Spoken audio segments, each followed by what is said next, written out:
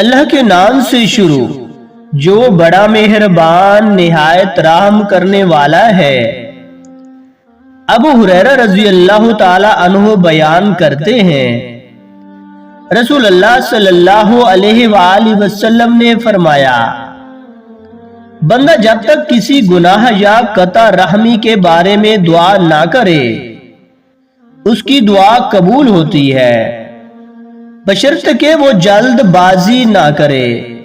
عرض کیا گیا، اللہ کے رسول، جلد بازی سے کیا مراد ہے؟ آپ صلی اللہ علیہ وآلہ وسلم نے فرمایا، وہ کہتا ہے میں تو بہت دعائیں کر چکا لیکن میری دعا قبول ہی نہیں ہوتی۔ اس صورتحال میں وہ مایوس ہو جاتا ہے اور دعا کرنا چھوڑ دیتا ہے۔